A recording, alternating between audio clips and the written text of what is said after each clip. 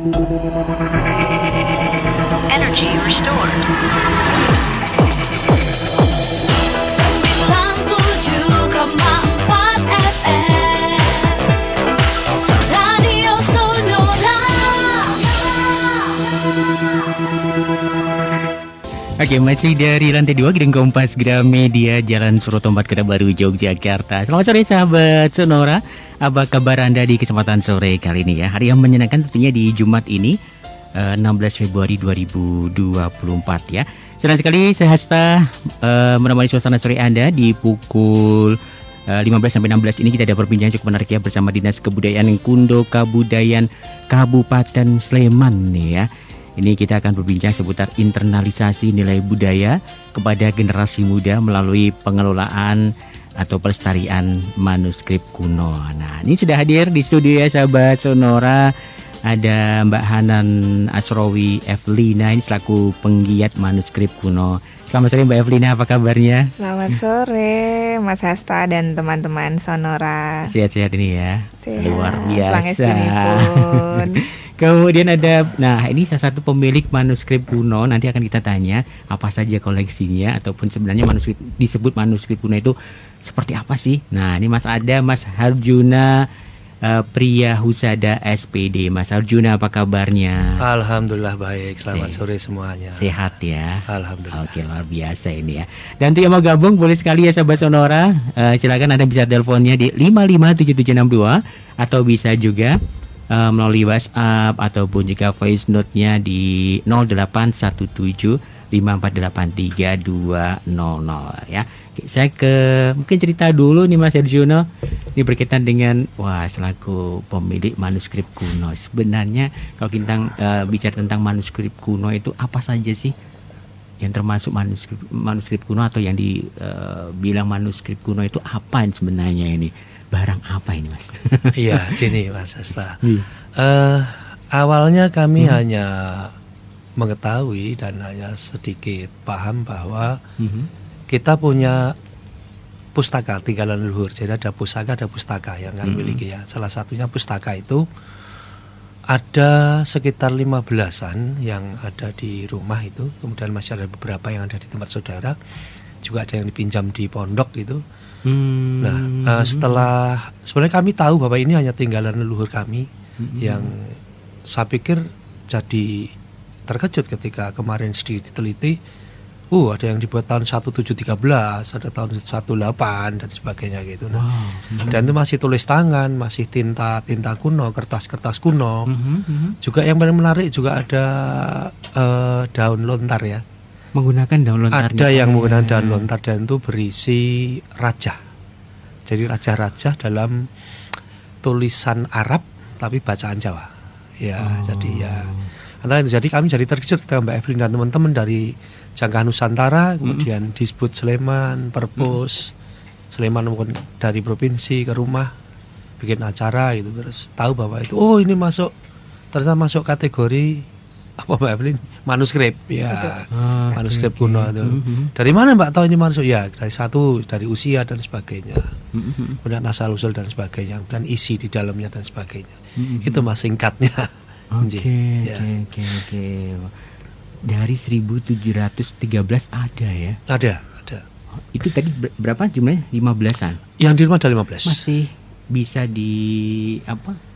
bisa dibaca atau dibuka-buka atau seperti apa ini tahunnya? Masih sekali. Jadi kondisinya masih 90% masih bagus banget. Ya, sampai yang ini luar biasa sekali udah di tahun segitu masih bisa kebaca, masih kayak gitu ya. Masih banget, masih. Tulisannya masih, semuanya masih lah. Ada juga satu lagi yang berhuruf Jawa ya, berhuruf Jawa itu Serat Ambio. Kisah Nabi ya. Dari mulai beliau lahir, kemudian beliau hijrah ke Madinah, berdakwah sampai sakit, meninggal, dimakamkan, itu ada di situ semua. Kitabnya ya cukup tebel lah, paling nggak berapa tuh ya, berapa ratus halaman? 300 halaman. 400 halaman ya. Ya, dengan sampulnya dari kulit binatang itu ya, seperti kulit kerbau, kulit gitu ya. Iya, masih ada. Oke, nanti saya ke Mas Juna lagi ya. Iya. Ini kalau tadi kan sudah sedikit disinggung, ada syarat ambil. Sebenarnya nanti dari 15 itu ada apa istilahnya kategori atau apa sih? Kategori ya? Bisa Jadi kategori sebut kayak atau gitu. Bisa kategori tema ya. ya. Oh, tema. Setiap teksnya itu apa aja. Oh gitu. Oke, nanti kita detailkan lagi ya Mas Juna Siap, ya. Oke, iya. saya ke Mbak Evelina dulu. Kalau Mbak Evelina sebagai penggiat manuskrip kuno, nah ini kegiatannya seperti apa? Mungkin bisa dikasih gambaran dulu ke sahabat sonora semuanya nih. Oke, ya. Jadi saya biasanya dengan teman-teman Jangkah itu kan memang para Jangkah ya komunitas Jangkah Nusantara. Jadi memang kami itu anak-anak muda yang senang dengan kebudayaan, khususnya di literasi kuno atau manuskrip. Nah, manuskrip ini merupakan buku atau suatu catatan ya, bisa dalam bentuk lembaran atau buku begitu, dalam bentuk tulis tangan. Begitu. Jadi yang disebut dengan manuskrip itu dia yang tulis tangan. Kan juga ada koleksi langka gitu atau buku kuno ya, tetapi dia dalam bentuk cetak. Nah, tetapi kalau manuskrip ini dia khusus yang ditulis tangan gitu. Nah, itu biasanya manuskrip ini dia ditulis di kertas Eropa. Ya, atau bisa juga di deluang, di atas deluang itu dari kulit kayu. Nah, ini merupakan beda dengan kertas ya deluang itu. Dia sebenarnya termasuk kertas. Jadi kertas itu dia punya beberapa jenis berdasarkan dengan bahan yang bahannya dia gitu.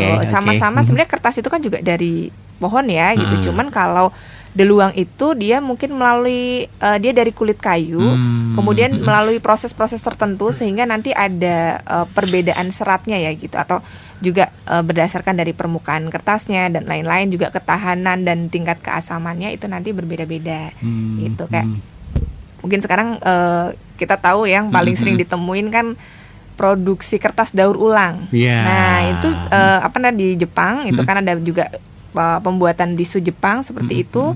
Nah, ini kalau di Jawa nih kita biasanya nih yang punya tradisional itu namanya deluang. Itu dari kulit kayu, proses pembuatannya itu dia kayak dipukul-pukul untuk mendapatkan tingkat ketipisan atau ketebalan yang diinginkan itu melalui proses yang cukup panjang. Jadi kayak harus dipukul-pukul dulu, ada yang harus direbus dulu, ada yang harus difermentasi dulu, dan beragam cara yang lain gitu. Tapi ada juga yang dia bahannya dari daun tal ya, atau lontar. Biasa kita lontar itu kan dia dari daun. Nah, itu juga digunakan sebagai alas untuk menulis entah itu karya sastra atau catatan apapun di masa lampau gitu, teman-teman. Oke, wah. Ini ada berapa teman yang gabung di komunitas ini? Ada banyak sih, ada sekitar 20-an ya. Itu Wow, pegiatnya cukup banyak ya. Masih dibuka Itu kesempatan untuk gabung? boleh banget. Boleh banget ya, Jadi untuk sahabat sonora boleh nih ya. Iya, itu untuk yang inti sekitar segitu ya. Tapi selebihnya itu kami juga punya jaringan di luar komunitas kami yang sama-sama mencintai manuskrip gitu. Bisa ada pemilik atau bahkan mungkin yang dia punya ketertarikan yang sama di bidang manuskrip. Oke. Untuk yang, saya kembali ke Mas Arjuna nih. Untuk yang dimiliki Mas Arjuna ini semuanya bertuliskan berbahasa huruf hijaiyah atau Latin atau malah berbahasa Jawa? Ya, atau huruf Jawa gitu. Yang ada itu hijaiyah. Pasti bidikkan Arab dengan mic, gundul Mas. ya. Hijaiyah ya, Arab gundul rata-rata. Arab gundul. Arab gundul ada. Kemudian yang berharokat ada. Kemudian yang bahasa Jawa juga, tulisan Jawa juga ada. Waduh. Ya, yang serat ambiar itu betul-betul tulisan Jawa.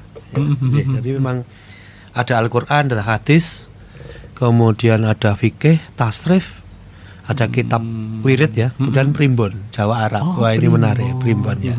Dan ada serat ambiar, kemudian lontar raja-raja. Semuanya ada. Wah, keren Mas. Tulisan dan di pinggir-pinggirnya itu mesti ada ornamen batiknya itu yang luar biasa. Khasnya di situ ya. Khasnya di situ, dan ornamen itu sudah dieksplor oleh saudara kami untuk bikin batik gitu. Jadi keren banget Mas. Ya. Itu di tahun itu sudah tingkat kemajuannya seperti itu ya. Iya.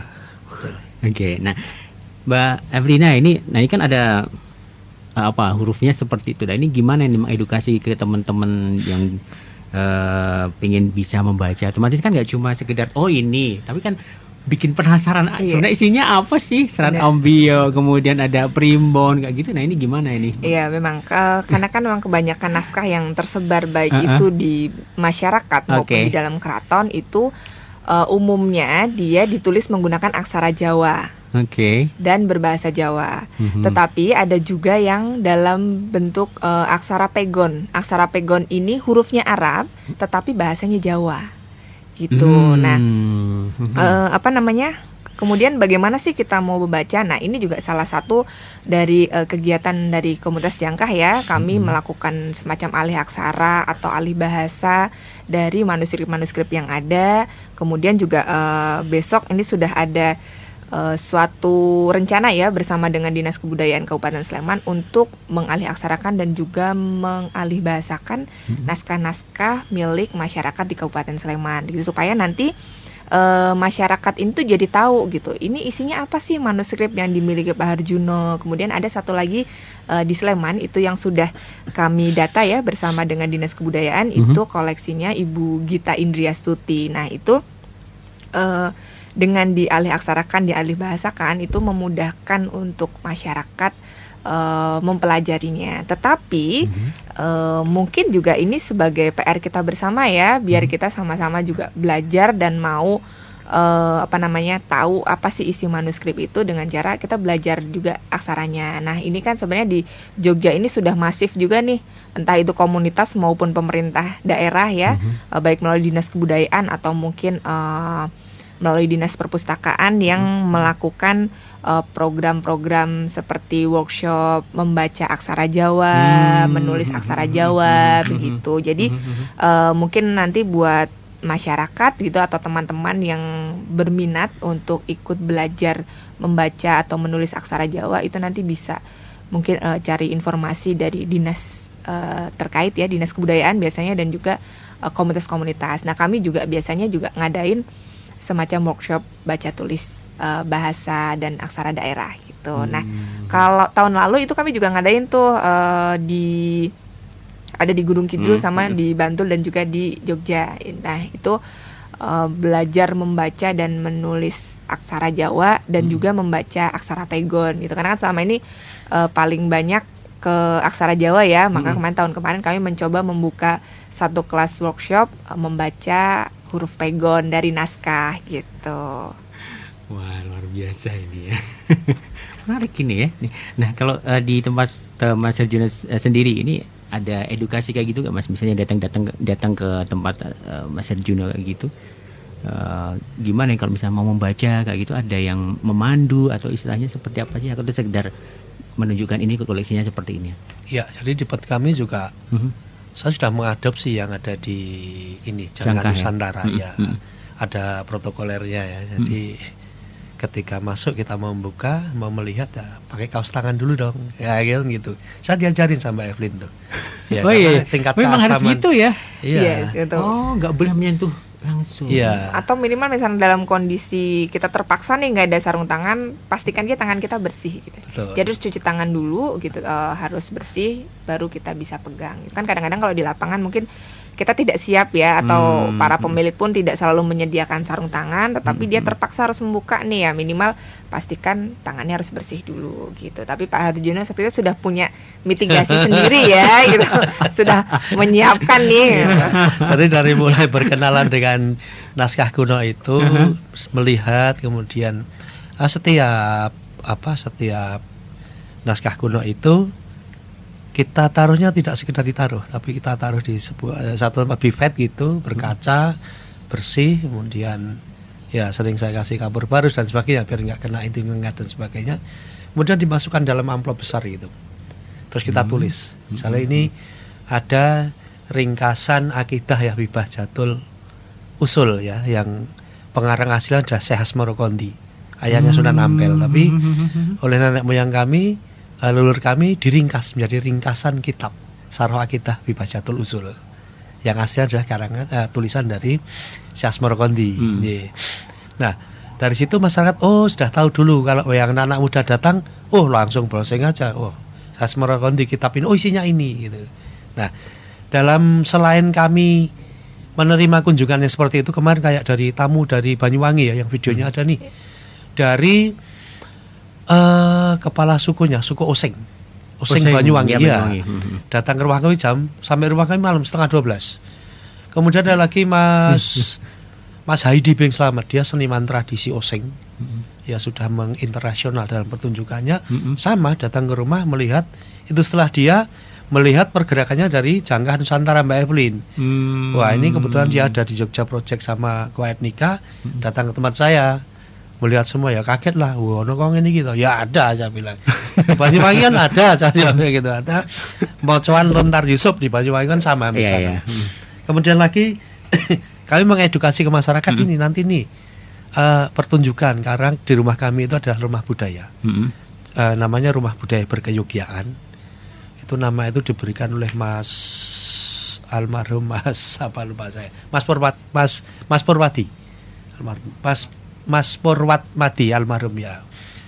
Terus kasih nama itu Rumah Budaya Berkeyogyaan. Isinya ada teater modern namanya Teater Jogja, kemudian ada batik namanya Wilujeng Batik kami punya, kemudian ada lagi ini nih seni serandul. Seni serandul kan itu namanya seni serandul Raos Ngayogyan. Nah, itu kita memainkan petilan carangan yang ada dalam naskah. Misalkan yang terakhir ini kita memainkan nih yang dari Serat Ambyo, kitab nabi-nabi itu kita petil di halaman keberapa itu tentang bagaimana sih ketika Nabi berdakwah berlawanan dengan Umar bin Khattab sebelum dia menjadi Muslim. Wah, ini nih sama Mas Benny di redaktornya KR dikasih naskah, ditulisin naskah judulnya Bagendong Umar Madhep Kiblat. Itu jadi asik itu ya, jadi asik itu. Lalu tempat-tempat kami dipakai kumpul teman-teman film, teater pada kumpul, ayo mainan serandul lu. Sudah dari tahun 2018. Ya, jadi kita mencoba mengedukasi diri kami sendiri juga pada masyarakat dengan pertunjukan bahwa ini loh pertunjukan diambil dari kitab ini gitu. Begitu. Wah, karena kan saya membayangkan gini, untuk generasi sekarang, generasi Z gitu kan, mungkin hal semacam ini hal yang baru gitu ya. Nah, apalagi sedikit dengan namanya digitalisasi kayak gitu kan. Nah, ini apakah juga akan mengarah ke sana nanti teman-teman dari khususnya nih Mas Herjuno yang punya langsung koleksinya, apakah akan diubah menjadi apa ya, model digitalisasi kayak gitu, Mas? Betul Mas. Karena ada program dari Dinas Kebudayaan di Sleman maupun di provinsi memang ada mulai tahun 2003 kemarin ya. Udah ada, kemudian kita merambah satu persatu. Kemarin saya informasinya ada di mana? Moyodan ya? Betul. Setelah Moyodan besok di tempat kami ada digitalisasi naskah. Wah, itu bagi kami lagi. Sangat bersyukur alhamdulillah bahwasanya pecah telurnya nenek moyang kami adalah kuwi dibaca tertentu saja. Artinya tidak boleh sembarangan orang membaca. Nah, ini setelah kami konsultasikan ke orang tua kami yang lebih kemarin ya sebelum meninggal, rawopo. Artinya bahwa tidak apa-apa itu dibaca biar masyarakat justru tahu bahwa kita punya seperti ini bisa bermanfaat menurut ini dan itu dan sebagainya. Betul.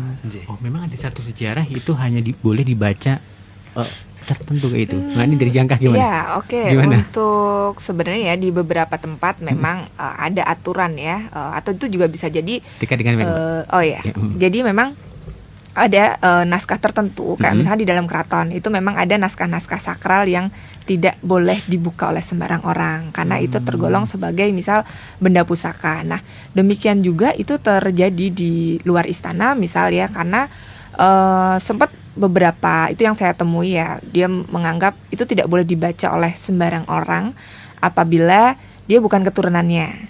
Atau yang kedua nggak boleh dibuka di weton tertentu gitu, itu kan nggak boleh. Jadi dia hanya boleh misalnya dibuka 1 tahun sekali gitu. Nah, itu juga sebagai bentuk penyakralan ini juga bagian dari menghargai juga ya, menghargai budaya. Gitu. Cuman sayangnya kalau seandainya itu tidak justru kalau misalnya tidak diakses gitu ya, kan kita jadi nggak tahu itu isinya apa gitu. Nah, biasanya para pemilik atau generasi yang mewarisi manuskrip itu mereka kan juga tidak semuanya bisa membaca, sehingga kan ya udah itu akan menjadi barang onggokan begitu saja ya, karena tidak tahu apa isinya, tidak bisa dimanfaatkan dan tidak ada keberlanjutan.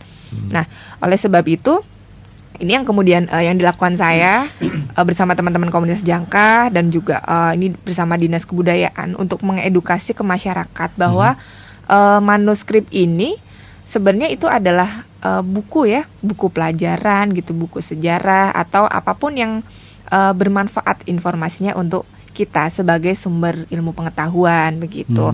Nah, untuk naskah-naskah yang disakralkan tadi sebenarnya memang ada juga nih di lapangan. Itu sebenarnya isinya biasa aja, tidak ada sesuatu yang wah begitu ya atau suatu rahasia dari intelijen negara mana gitu tuh nggak ada gitu sebenarnya. Cuman ternyata setelah kami baca gitu, karena kan pewarisnya nggak tahu nih, dia nggak bisa baca, nih nggak boleh itu dulu pesan orang tua saya, pesan lurus saya nggak boleh dibuka. Ternyata itu isinya catatan utang keluarganya, gitu. Jelaskan itu aib dong, gitu kan. Kalau nggak boleh baca ini loh, ini iya ada seperti itu. Atau di tempat lain gitu, karena isinya tadi kan Pak Harjo sempat cerita tuh menyinggung yang isinya raja atau primbon. Nah itu keturunannya itu lo dipesenin kan, nggak boleh nih dibuka sembarangan orang. Oh ini nanti bakal bawa sial, iya. Nah ternyata memang ketika kami baca memang di situ isinya primbon atau raja-raja. Nah mungkin pemiliknya itu takut nih nanti disalahgunakan sama orang jahat atau apa gitu. Tapi ya balik lagi ya bahwa tidak semua raja-raja ini atau primbon ini kan nanti bisa kita terapkan begitu saja ya. Tetapi kan ada, kalau orang dulu itu selain sebenarnya yang dituliskan di manuskrip itu tidak sedetail banget ya, kayak misalkan tata cara memasak rendang misalkan dari mulai alat dan bahan, kemudian cara memasak dan lain-lain begitu. Tapi kan kadang-kadang itu yang di manuskrip itu hanya sebuah ringkasan saja. Misal kalau di hari ini misal kamu tidak boleh melakukan ini ya, atau misalkan di malam hari ini mulai menjelang maghrib kamu tidak boleh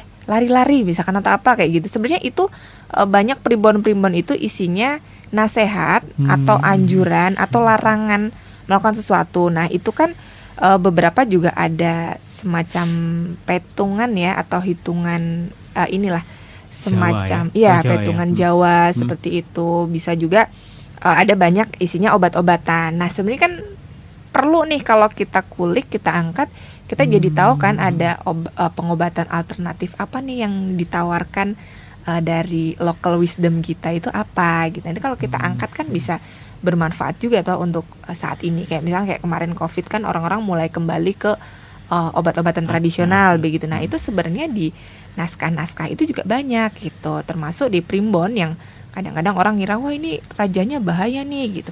Ada juga mungkin sempat saya juga nemu ada ajian pengasih gitu. Jadi kalau kita mau kalau saya dengar jaran goyang iya jaran goyang itu ada loh di manuskrip gitu. Itu pemilih kayak takut banget Mbak ini nanti kalau misalkan ada diamalkan oleh seseorang lah. Tapi kan itu tidak segmented juga ya. Yang baca itu kan tidak semua orang. Toh juga kayaknya yang mau nyari pun dia butuh effort kan, pasti hanya orang-orang tertentu juga gitu yang tahu akan hal-hal tersebut. Itu tahu juga di situ ketika saya baca ternyata ya hanya semacam doa saja yang bisa mungkin juga seperti kalau kita doa sehari-hari gitu. Cuman kayak misalkan ada harus baca bismillah berapa kali, terus harus ada baca surat apa kayak gitu. Itu sebenarnya doa-doa. Nah itu kalau saya gitu pasti orang dulu itu kan nggak cuma doa-doanya aja, karena kalau yang di manuskrip itu isinya hanya doa, tetapi kan orang dulu pasti ada lakunya ya. Nah kalau sekarang ya kita gimana kalau kita cuma baca doang tapi tidak ada laku atau usahanya, ini kayaknya akan sia-sia. Nah jadi itu kenapa kita juga tidak perlu takut yang berlebihan begitu. Nah nanti mungkin juga biar kita jadi edukasi juga ke teman-teman gitu bahwa ini juga tidak semengerikan itu, tidak aneh-aneh yang dibayangkan. Sebenarnya itu ya pasti ada nilai positifnya dari doa-doa itu. Kemudian dari biasanya kan di situ juga banyak cara menghadapi binatang buas misalkan gitu. Buaya darat masuk nggak ya ini ya kira-kira? Nah, kan ada aja ngasih. Waduh itu buas di atas buas tuh. Isinya tuh sudah begitu gitu. Jadi balik lagi pensakralan itu juga ada. Biasanya ada tujuan atau mungkin nanti bisa kita lihat lagi konteksnya seperti apa sih gitu. Kalau mendengar cerita dari Mbak Evelina ini kan sebenarnya ada kan yang dijual bebas buku-buku ya kayak gitu. Ada. Itu sama nggak sih dengan manuskrip kuno yang Ada itu? juga sih. Sebenarnya manuskrip juga ada beberapa yang diperjualbelikan ya untuk karena kadang bagi pemilik yang mewarisi dari eyangnya gitu kayak mikirnya kan apa sih ini buku apa? Karena kan dia udah nggak bisa baca, nggak tahu isinya gitu. Ya udah ngapain aku pelihara gitu. Jadi sama dia bisa dijual atau bahkan mungkin dibakar ya. Jadi urup-urup ya di pawon itu kita mau masak gitu ya udah sama kayu bakar dia dinyulut apinya pakai manuskrip. Bahkan ada juga yang karena dia punya persepsi yang sangat berlebihan gitu, ketakutan gitu, dia dibakar gitu karena mungkin takut nanti menimbulkan musyrik atau bahkan mungkin ada yang dilarung karena merasa saya mendapat mimpi katanya harus dilarung atau gimana ya. Itu ada juga yang seperti itu dan bahkan juga yang diperjualbelikan gitu. Ya selagi dikelola dengan baik saya rasa masih inilah ya. Tapi kalau bisa ya kita rawat, kita jaga biar nanti anak cucu kita tahu gitu bahwa oh ya ini yang saya nih dulu nih pernah punya manuskrip ini karena bisa jadi itu ditulis oleh leluhur kita gitu. Tapi tadi ketika disampaikan sama Mas Herjuno juga ini banyak yang ada pendidikan Islamnya juga gitu ya. Iya, Karena ada tadi saat ambio, kemudian juga wirid fikih juga tadi. Iya, ada fikih juga, ada kitab akidah, biasanya ada tasrif ya. Macam-macam sih. Jadi teks manuskrip itu misalnya kayak sekarang kita lagi populer novel ya. Katakanlah itu novel gitu. Sekarang kita kenal novel. Nah, zaman dulu pun karya sastranya sama. Jadi yang populer itu apa sih di masa itu gitu. Contoh yang cukup populer di Sadur sampai ke Jawa itu ada teks Tajusalatin, kemudian ada Bustanusalatin, termasuk serat Ambio, kemudian ada serat Mena. Nah, itu sebenarnya semua berasal dari Persia, ada yang dari dataran Arab sana ya, kalau di Sadur ke Melayu, kemudian sampai ke Jawa. Nah, ini jadi suatu pengetahuan juga buat kita gitu bahwa ternyata karya sastra itu dia juga punya masanya. Itu dia populer di masa apa. Nah, kebetulan ini manuskrip yang kita warisi saat ini tuh kebanyakan berasal dari tahun 1800 sampai 1900-an atau 2000-an awal ya. Jadi 1900 sampai 1950-an itu masih disebut manuskrip ya karena minimal dia harus berusia 50 tahun begitu. Nah, itu karena ini sudah masanya keislaman, nah sehingga manuskrip atau teks-teks yang kita jumpai saat ini dia masih banyak nilai-nilai Islamnya. Nah, mungkin teks-teks yang dulu gitu yang sebelumnya atau misal di Bali gitu, nah lontarnya juga nanti dia juga akan berhubungan dengan nilai-nilai dalam agama Hindu begitu. Ya, jadi tergantung tempatnya di mana dulu, kemudian masanya tahun berapa. Nah, itu nanti biasanya akan terlihat corak teksnya yang paling populer tuh apa gitu. Oke. Nanti kita akan juga dengarkan ya Sobat Sonora nih, Mas Herjuno kan salah satu pewaris itu ya. Apakah ilmu jalan goyang juga dimiliki ya? Kita break dulu ya Mas ya. Oke, sebelum nanti kita lanjutkan lagi perbincangan kita di kesempatan sore kali ini. Sahabat Sonora silakan yang mau gabung juga boleh. Kalau mau tanya lebih detailnya silakan ke 5577762 ataupun di 08175483 200. Radio Sonora. 97,4 Radio Sonora Jogja. Sahabat Sonora, kita masih di program perbincangan ini ya bersama Dinas Kebudayaan Kundo Kabudayan Kabupaten Sleman. Dan ini perbincangan bersama penggiat manuskrip kuno, ada Mbak Hanan Asrowi Evelina, dan juga sekaligus ini ada pemilik manuskrip kuno Mas Herjuno Pria Husada SPD ya. Dan terima kasih untuk Anda yang sudah memilih Sonora Jogja. Dan tentunya yang mau bergabung boleh sekali di 55776 untuk teleponnya ataupun chat dan voice note-nya di 0817548320. Tadi sebelum break, nah ini Mas Herjuno selaku pewaris ini ya. Apakah ini generasi dari Mas Herjuno ataupun juga keturunan ini menguasai apa ya istilahnya, apa yang diajarkan di manuskrip yang ada di sana, misalnya primbon ada ajaran ini atau beberapa hal berkaitan dengan itu, Mas? Ya, jadi memang ada beberapa yang sempat kita pelajari itu dan menarik juga, artinya bahwa di tengah modernitas seperti ini masih ada ilmu-ilmu yang keren-keren ya Mbak ya. Yang Iya. primbon-primbon itu keren-keren. Menarik, ada banyak sekali. Banyak sekali, tapi yang lebih paham Mbak Evelyn kayaknya beliau yang buka semuanya. Oke. Nggih, kalau Oke, kita oke. hanya sekedar saja. Oke, ya. Wah, ini kan kalau misalnya mempelajari semuanya kan jadi luar biasa. Nggak Oke, akan tapi- habis. Satu naskah aja tuh udah, aduh banyak banget gitu yang bisa kita dapat dari satu naskah ya. Oh, iya. Isinya juga cukup menarik tadi ya, disampaikan. Kalau dari koleksinya Mas Herjuna itu memang ada juga yang naskah obat-obatan. Iya, Kayak gitu juga? itu tadi yang di primbon itu, Oh. nah itu ada Oh, sedikit obat-obatan oke. juga di situ. Terus kemudian tadi saya lupa tuh menyebutkan, karena kita terlalu banyak bahas yang primbon. Jadi manuskrip itu selain tadi karya sastra, isinya tuh ada juga berupa piwulang atau ajaran-ajaran kebaikan untuk hidup kita gitu. Jadi selain tadi ya ada tentang obat-obatan, terus juga nanti tentang piwulang, ada seni sastra begitu. Dan tadi keagamaan ya, keagamaan bisa dia dalam bentuk hadis, Al-Quran, atau mungkin kitab-kitab lain. Dan juga ada seni juga loh. Jadi manuskrip itu ada yang dia khusus menuliskan tentang topik seni pertunjukan. Maksud Tarandul tadi Mas Herjuna? Iya. Ya mungkin ada, tetapi saya belum menemukan sih satu naskah. Ya, kadang-kadang memang misal kita menyebut ini sebagai naskah seni pertunjukan, katakanlah seni tari begitu. Tetapi bisa jadi dalam satu naskah itu tidak full isinya juga seni tari, tetapi dia dipadu dengan teks-teks sastra lainnya gitu. Jadi memang dalam membaca satu manuskrip itu kita perlu usaha yang lebih ya gitu. Kadang-kadang kita nggak bisa di depan nih kita baca bagian depan isinya tentang sastra gitu, tengah sastra gitu, akhirnya sastra, tetapi bisa aja mungkin di beberapa halaman-halaman setelah halaman awal itu dia punya teks yang lain itu, karena bisa jadi dalam satu manuskrip itu juga berisi konten-konten yang beragam, tidak hanya satu tema doang gitu. Gitu. Macem-macem.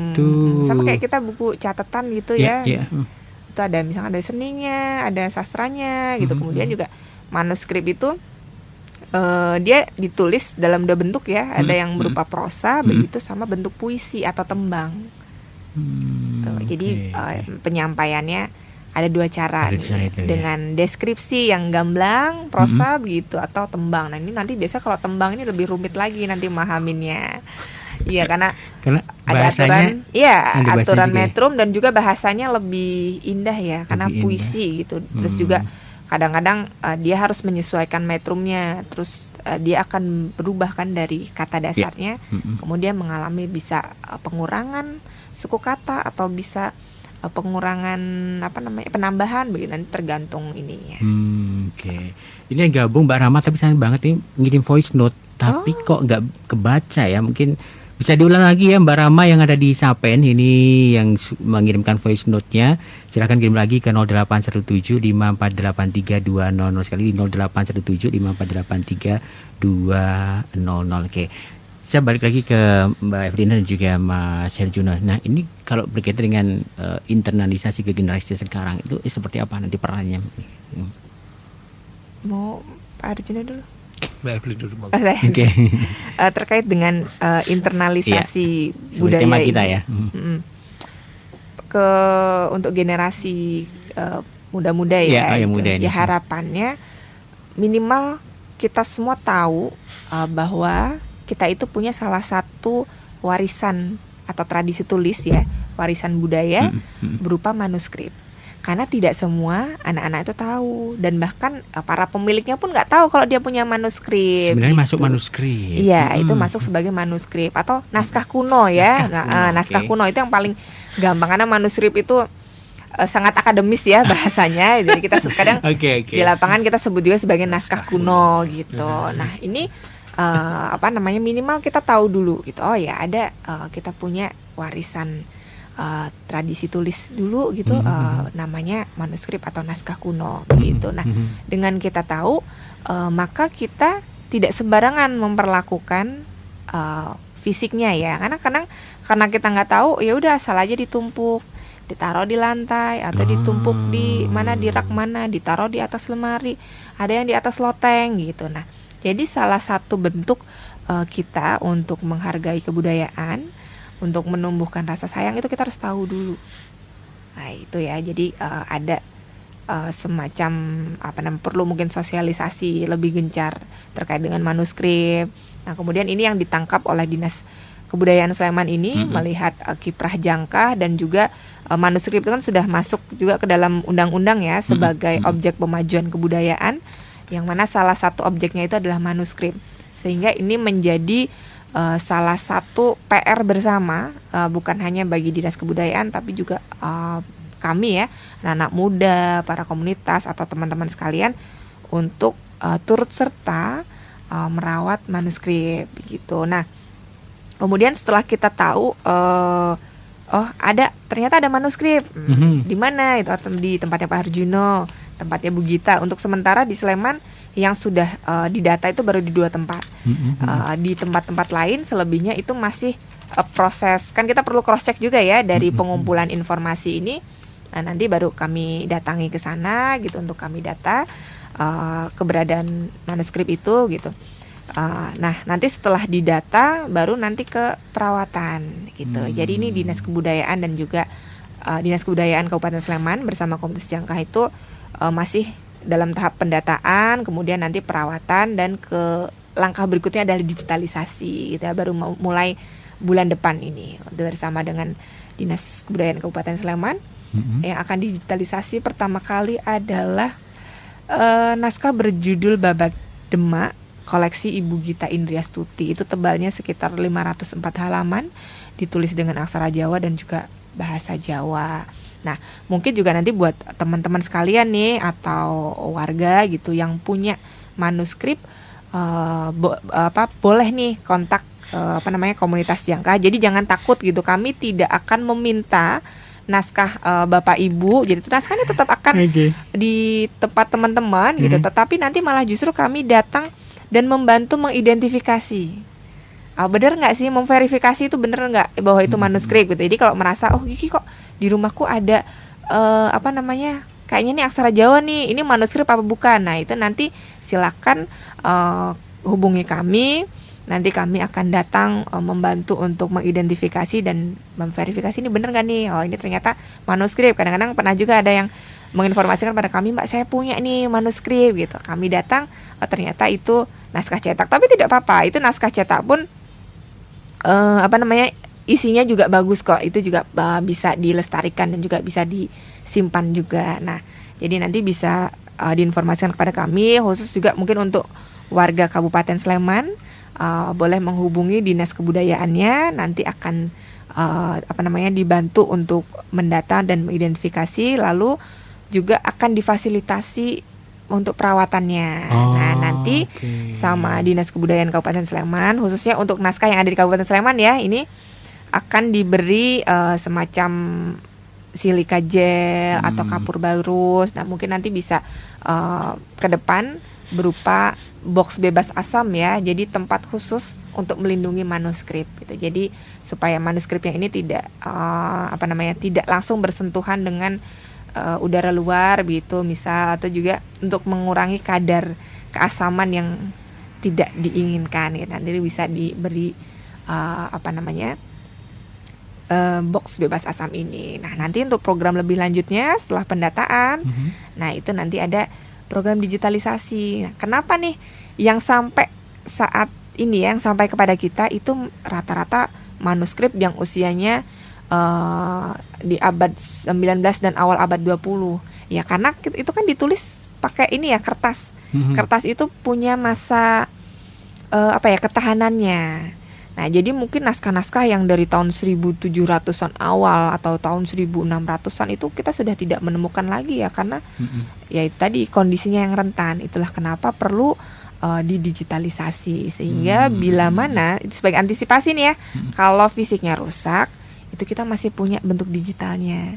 Jadi kita masih bisa tetap baca sampai kapanpun gitu ya. Jadi itu bagian dari mitigasi bencana ya, atau mitigasi dari kerusakan-kerusakan itu. Naskah kuno tadi ya. Betul. Nah, kalau dulu kan mitigasinya mungkin dengan cara mutrani atau menulis ulang. Nah, cuman kan sekarang kita sudah di era digital ya. Kalau kita menulis ulang pun secara ada keterbatasan usia juga nanti terkait perawatan dan juga ruang ya. Sekarang kan kalau kita nyimpan buku banyak gitu kan perlu ruang juga. Nah, ini salah satu solusi ya, ditawarkan bentuk lain dari mitigasi dan juga penyimpanan dalam jangka waktu lama dalam bentuk digital gitu. Ini sebenarnya ada yang kirim voice note tapi tidak tahu nih WhatsApp-nya baru sedikit trouble. Ini yang bisa saya baca yang ngirim chat saja. Nggak apa-apa ini. Semoga untuk sahabat Sonora yang kirim voice note bisa diulang pakai chat atau bisa diulang kirim lagi ya. Ini karena ini masih belum bisa kebaca ini WhatsApp-nya. Ini saya ada Ibu Akta yang ada di Mujamuju. Selamat sore Ibu, terima kasih sekali. Mas, Mbak, yang masuk manuskrip itu kalau diciptakan di tahun berapa ya? Oh, harus tahun berapa ini yang tergolong nggak gitu atau gimana? Jadi makasih Bu Akta buat pertanyaannya nih, luar biasa nih. Jadi yang dimaksud manuskrip pertama itu dia adalah tulis tangan. Tulis tangan ya. Tulis tangan. Umumnya sih paling banyak pakai bahasa daerah ya. Dan mungkin bisa juga nih tulisan tangan kita saat ini. Sekian tahun yang akan datang itu akan menjadi manuskrip. Itu juga bisa. Nah, untuk dikategorikan sebagai benda kuno atau manuskrip lama begitu, itu minimal usia 50 tahun.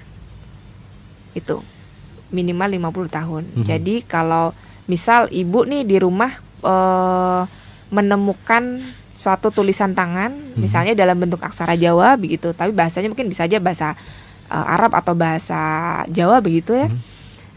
Di situ tertulis angka tahunnya misal tahun 1930-an, 40 atau 50 itu sudah tergolong sebagai naskah kuno. Begitu. Jadi bila mana usianya sudah 50 tahun, itu disebut sebagai naskah kuno. 50 gitu, tahun. Iya. Ke pertanyaan lain dulu ya Mbak ya? Boleh. Ini ada berapa masuk ini ya? Ada Ella di Gamping akhirnya ngirim chat ini ya Mbak atau Ibu. Oh ini Mbak, ini kayaknya tertarik nih dengan manuskrip ini ya. Terima kasih Mbak Ella di Gamping. Bagaimana sih cara kita sebagai generasi muda? Wah ini sudah ini dapat memperkuat kesadaran akan pentingnya pelestarian manuskrip kuno ini di tengah perubahan zaman ini. Berat ini benar. Berat banget. Aduh ini Mbak Ella keren banget. Tapi nih. ini sudah sudah mulai tertarik ya dengan hal ini. Gimana Mbak Ella? Wah, saya sangat mengapresiasi nih pertanyaan dari Mbak Ella. Tadi gimana untuk dapat ini bagaimana cara kita sebagai generasi muda dapat memperkuat kesadaran akan pentingnya pelestarian manuskrip kuno ini ya. Yang pertama itu kita mengedukasi diri kita dulu ya bahwa kita jadi tahu ada manuskrip nih. Jadi yang sebelumnya kita nggak tahu jadi tahu manuskrip. Setelah itu tumbuhkan rasa cinta atau rasa peduli terhadap manuskrip ya. Jadi memang kan karena manuskrip ini secara kebahasaan, kesastraan dan juga secara fisik itu juga sulit untuk dipegang oleh orang umum gitu ya. Nah ini mungkin buat teman-teman yang di luar sana, bagaimana sih memperkuat kesadaran itu? Yaitu pertama kita cinta, terus yang kedua kita tahu aja udah luar biasa loh. Satu, kita tahu aja itu udah satu hal yang sangat luar biasa. Kuno, iya, itu kita tahu bahwa oh ini nih manuskrip kayak gini. Oh ini naskah kuno. Nah itu udah luar biasa. Terus yang kedua, setelah kita tahu kita mau apa gitu. Itu balik lagi ke kita. Kita kan tidak semua kita punya ya. Nah itu buat yang nggak punya gimana ya, kita mau ikut ini ya mungkin bisa datang ke perpustakaan atau mungkin bisa datang ke tempat-tempat di mana manuskrip itu disimpan, ikut belajar bersama apa sih yang ada di dalam manuskrip itu. Nah buat yang belum bisa baca, itu bisa mungkin berinisiatif untuk belajar aksara daerah. Nah ini kan setali 3 uang ya, dari manuskrip terus kita jadi mau ikut belajar aksara daerah dan juga bahasa daerah. Terus bagi yang misal belum sempat ya, karena kan belajar itu butuh effort juga tuh. Nah ini bisa juga nih mengakses hasil alih aksara atau alih bahasa dan juga kajian-kajian manuskrip yang sudah ada. Nah ini ngaksesnya Perpusnas itu punya hasil alih aksara ataupun alih bahasa dan juga kajian atau saduran dari manuskrip-manuskrip di Nusantara dalam bentuk digital. Nah, silakan buat teman-teman nanti diakses aja itu dari Perpusnas. Nah, itu bisa teman-teman baca. Nah, untuk yang di Jogja mungkin bisa ini ya, kalau hasil skripsi itu kan juga tertutup sih ya. Mungkin yang ada di perpustakaan begitu, atau juga kan juga hasil alih aksara dan alih bahasa ini saya rasa cukup banyak ya. Jadi bisa teman-teman datang ke perpustakaan ikut membaca, atau minimal aware ya, misal ada manuskrip serat mena, apa sih serat mena. Nah, itu mungkin bisa browsing dulu nih buat ya. Literasi semacam awal ya. Literasi awal ya, buat nge-trigger kita. Oh, ada ternyata cerita mena, ceritanya seru nih ya, asik nih. Nah, nanti mungkin bisa setelah kita tahu ceritanya, kita jadi penasaran, bisa pengen mengakses langsung manuskripnya itu kayak apa, kayak gimana, bisa baca langsung. Nah, tapi kan karena kondisinya juga rentan, biasanya di perpustakaan itu manuskrip juga tidak bisa diakses secara langsung ya oleh orang awam. Jadi bisa dari hasil digitalisasinya gitu. Nah, untuk hasil digitalisasi manuskrip ini teman-teman bisa baca di website Hastaranya Perpusnas. Hastara, betul. Terus kemudian ada di websitenya British Library. Iya, terus juga ada di punya perpustakaan Leiden itu saya lupa. Ada itu ya. Terus kemudian di Indonesia itu di Kemenak itu juga punya satu database hasil digitalisasi manuskrip keagamaan di Nusantara dan juga manuskrip lain. Terus kemudian ada juga Dreamsea. Nah, Dreamsea ini juga cukup banyak, Dreamsea repository ya. Tulisannya dream biasa, dream saya ya, Dreamsea. Nah, itu juga teman-teman bisa ngakses tuh yang penasaran manuskrip tuh kayak apa sih bentuknya, gambarnya kayak gimana. Itu jangan kira cuman tulisan biasa doang gitu, aksara daerah kan ribet-ribet ya gitu, kayak cacing atau kayak gimana gitu, nggak bisa dibaca. Tapi ada banyak manuskrip yang dia memiliki gambar iluminasi yang cantik-cantik dan warna-warni. Yang tadi kan Pak Rujar bilang tuh, di gambar ilustrasinya dialihwahanakan ke batik. Nah, itu juga sudah dipelopori ya oleh Gusti Putri Pakualam. Beliau juga sudah menciptakan banyak sekali ratusan motif batik yang bersumber dari iluminasi manuskrip kuno Kadipaten Pakualaman. Itu. Dan juga di Padang tuh teman-teman kami pegiat manuskrip di Padang itu juga mengalihwahanakan dari gambar di manuskrip, gambar iluminasi ini jadi batik begitu. Terus kemudian teman-teman DKV ya, DKV itu desain komunikasi visual, dia dibuat animasi, animasi itu. Terus juga komik udah banyak gitu, ada juga yang dalam bentuk komik. Terus kalau kami komunitas kami itu ke dalam bentuk kaos. Jadi ya dari gambar naskah terus kami kemas lagi jadi produk-produk kaos gitu. Macam ya. Iya, jadi sebenarnya dari manuskrip itu nggak yang kayak dibayangkan, ampun tulisan doang nih, males banget dibacanya, udah pakai aksara Jawa misalnya, bahasa Jawa gitu, atau bahasanya nggak jelas. Iya, gitu kan, atau aksara Sunda misal gitu. Aduh, nggak ngerti aku. Nah, ini ada banyak alternatif buat teman-teman yang mau belajar, yang mau menumbuhkan rasa cintanya, yang mau tahu apa aja sih manuskrip itu sudah ada beragam hasil karya ya, atau alihwahana dari manuskrip gitu. Nah, bisa di search kok teman-teman, itu tuh banyak banget sih. Ya. Break dulu. Oke. Sebelum nanti kita masih ada 2 pertanyaan, nanti kita jawab singkat ya di akhir. Oke, siap. segmen kita ya, nih Mbak Evelina dan juga Mas Arjuno. Sonora FM. Oke, sahabat Sonora, terima kasih untuk Anda yang terus bergabung di perbincangan yang cukup menarik dia, sahabat Sonora. Nih temanya yaitu seputar internalisasi nilai budaya kepada generasi muda melalui pengelolaan pelestarian manuskrip kuno ya. Ini masih ada pertanyaan Mbak Evelyn dan juga Mas Herjuno nih ya. Nanti singkat ya karena waktu kita. Oke, saya baca dan juga nih putarkan dulu, ada yang voice note ini cukup menarik nih, ada yang ngirim voice note juga nih. Oke ya, saya putar dulu ini voice note-nya. Terima kasih untuk ke Ade yang ada di Jalan Wates Sleman, ini voice note-nya ya. Selamat sore Sonora, mau tanya dong, kalau pengen tahu lebih dalam seputar manuskrip itu apakah ada alamat websitenya atau ada alamat di media sosialnya? Terima kasih. Oke ya. Itu satu, kemudian nanti langsung dijawab barengan aja ya. Ya. Dirapel ya. Karena waktunya ini. Kalau boleh tahu nih dari Putri di Logaten tadi juga kirim voice note, tapi saya nggak bisa kebaca nih voice note-nya. Ini kalau boleh tahu gimana sih cara gabung di komunitas manuskrip kuno, dan untuk komunitasnya sendiri apakah baru ada di Jogja atau sudah ada di beberapa kota lainnya? Oke.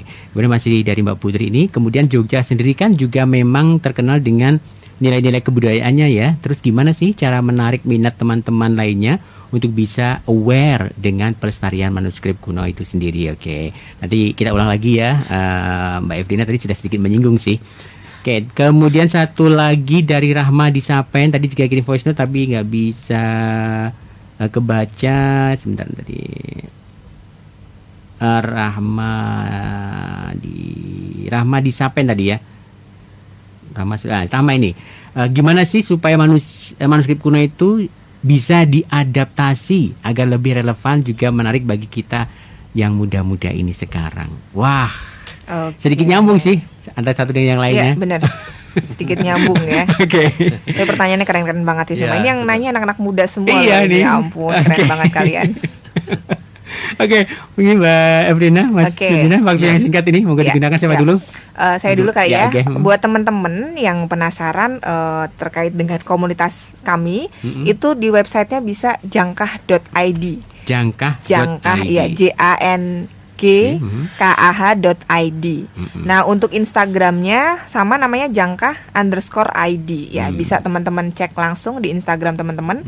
Nah, itu nanti boleh langsung chat aja ya, nanti langsung DM, nanti sama adminnya biar dibalesin. Atau bisa di website. Nah, itu nanti ada nomor saya di situ, teman-teman boleh langsung diskusi dengan saya juga tidak apa-apa. Nah, kemudian gimana sih cara untuk ini ya, mengadaptasi dan juga membuat anak-anak muda ini semakin tertarik di bidang manuskrip? Kuncinya pertama satu, ahli wahana. Karena manuskrip itu kan dia tadi ya seperti sudah saya bahas gitu, aksara dan bahasanya lama gitu. Nah, itu dengan bentuk ahli wahana. Nah, bisa dalam bentuk komik, dalam bentuk tadi batik, kaos ya, terus kemudian juga seni pertunjukan juga bisa, teater misalkan, musik juga bisa, film itu Mas Hanung Bramantyo yang filmnya Gatot Kaca ya. Nah, itu juga beliau itu juga riset dari manuskrip loh.